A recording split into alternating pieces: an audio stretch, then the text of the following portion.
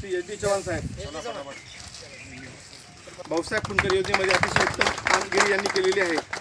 तरी कृपया आपण आपला शेती पद्धतीचं कामकाज पाहणारे व मार्गदर्शन करणारे शेती क्षेत्रावरती माननीय उमेश पाटील सर यांचं देखील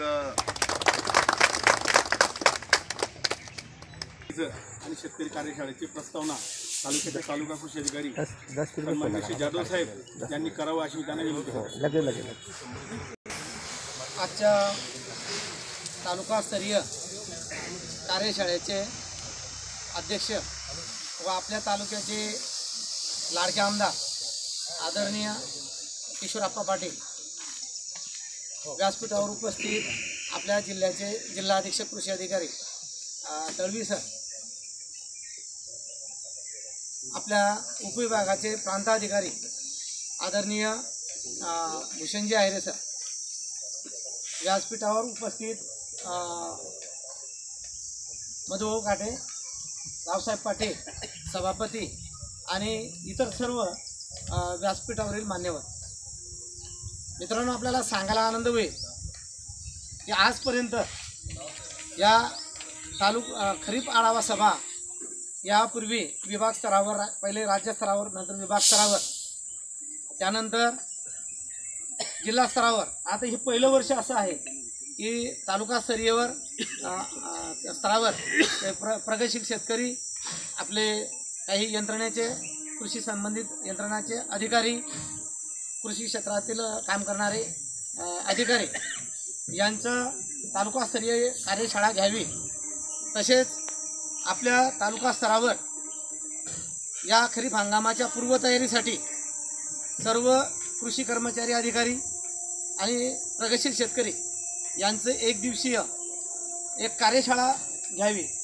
या निमित्तानं या दोन कार्यक्रमाचा योगायोग या ठिकाणी आज संपन्न होत आहे।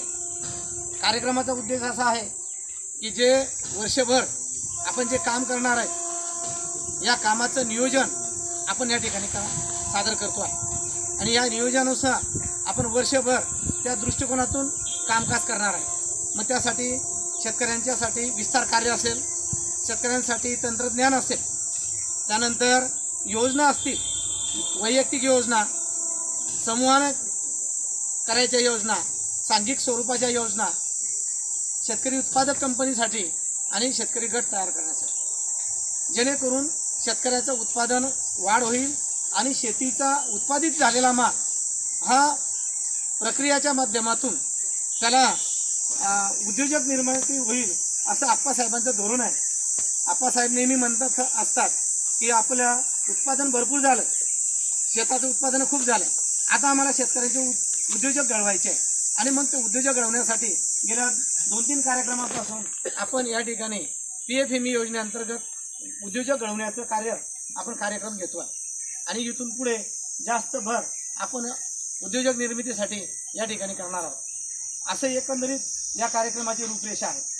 तर या ठिकाणी आपल्याला या कार्यशाळेसाठी विद्यापीठाचे शास्त्रज्ञ लाभलेले आहेत, त्यानंतर ते सविस्तर मार्गदर्शन करणार आहेत। समाधान पाटील या ठिकाणी लाभलेले आहेत, त्यांनी आपल्याला PFMEचं उद्योजकाचं मार्गदर्शन या ठिकाणी करणार आहेत। नंतर वरिष्ठ अधिकारी या ठिकाणी आहेत, तेही आपले मार्गदर्शन करणार आहेत। एक आप्पासाहेब, माझं प्रस्तावना संपण्यापूर्वी एक आपल्याला सांगू इच्छितो की एकमेव आपला असा तालुका आहे की या ठिकाणी खाजगी सरकारी भागीदारी उपक्रमाच्या माध्यमातून शेतकऱ्यांसाठी विविध उपक्रम होत असतात आणि या उपक्रमामध्ये शेतकरी प्रतिसाद देतात, त्यांच्याबरोबर जे काही वितरक बंधू आहेत ते सुद्धा आपल्याला साथ देत असतात। मग ते ठिबक विक्रेते असतील, ते निविष्ठा विक्रेते असतील, आजही हा कार्यक्रम आपण त्यांच्या मदतीने या ठिकाणी घडवून आणतो आहे आणि यामुळे आपण जास्तीत जास्त तंत्रज्ञान शेतकऱ्यांपर्यंत पोहोचवण्यासाठी ही कार्यप्रणाली आपण या ठिकाणी करतो आहे। गेल्या 2-3 वर्षामध्ये अशा प्रकारचे आपण खूप मोठ्या प्रमाणात कार्यक्रम घेतलेले आहे। तर पुन्हा एकदा सोपस्कार म्हणण्याऐवजी आपण त्यांचे प्रथमतः आभार मानूया की जे आमच्याकडे कार्यक्रमात प्रत्येक वेळेस सहभाग नोंदवतात। आजच्या या कार्यक्रमाची रूपरेषा या ठिकाणी मी थांबवतो। जय हिंद, जय महाराष्ट्र।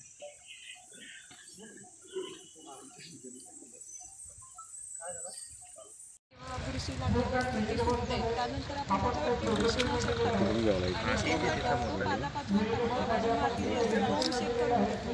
आणि त्यामध्ये आपण जेवढी झाडाची साईज आहे म्हणजे मुळाची साईज आहे तेवढा खड्डा काढतो हाताने आणि त्यामध्ये झाड लावतो.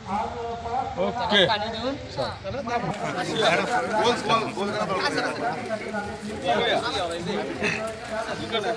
या साहेब या साहेबांना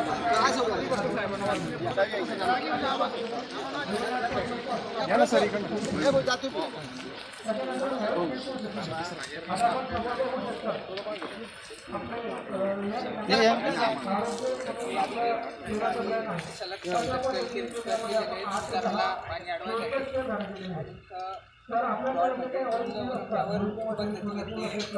उताराला आडवे घेतलेत आणि आढळलंय शेतकऱ्याची व्यवसाय म्हणजे पाणी आपण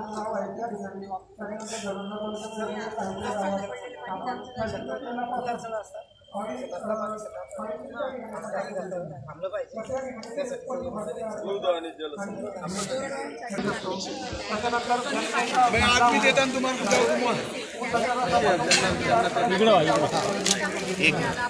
सुनील थोडा साईडला थोडंसं मागून घ्या ना तुम्ही हात पुढे केलं की मग हा खड्डा आपल्याला आधी माती आणि भुजलेलं शेणखत सर बोला मिक्सर मिश्रणाने करून घ्यायचं आहे.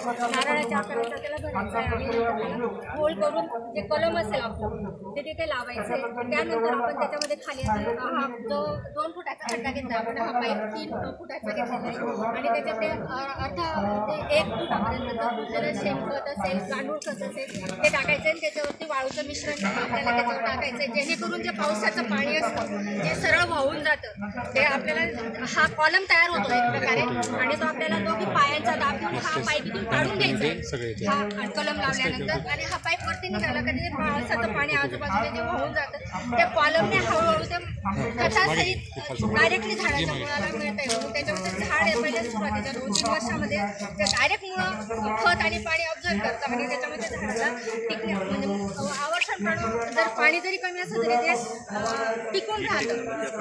दुष्काळ जरी असला तरी टिकून राहतं.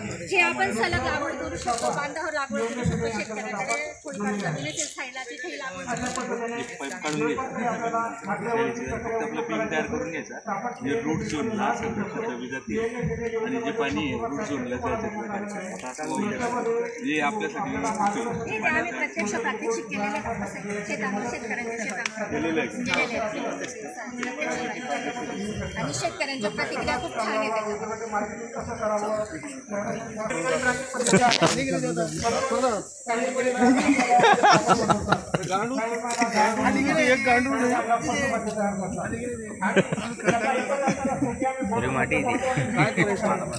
कसं भरायचं सांगा त्याला पालापाचोडा टाकायचा आहे कोरडा पाचोडा टाकायचा आहे आणि अर्धवट भुजलेला शेणखत त्याचा लेअरवर लेअर टाकून मग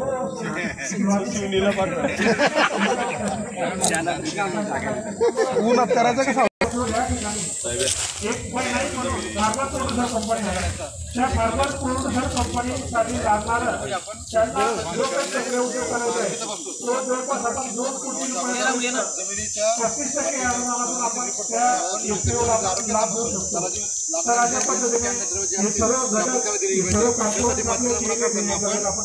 आपल्या शेताचे समान भाग करून त्याच्यानंतर कृषी विभागामार्फत राबवण्यात येणारी याच्या योजना मुख्यमंत्री बांधावरची जागा जागाची जागा उकडेची जागा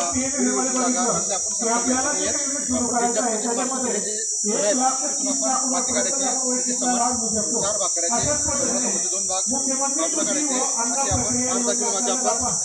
असे आपण अर्धा किलो मध्ये आपण आपला पाठवायचे त्यानंतर केलं पाहिजे परंतु त्यांना आपण चांगल्या प्रकारे ड्रायर मशीन दिलेले चांगल्या प्रकारे बट्टी आपण दिलेली आहे.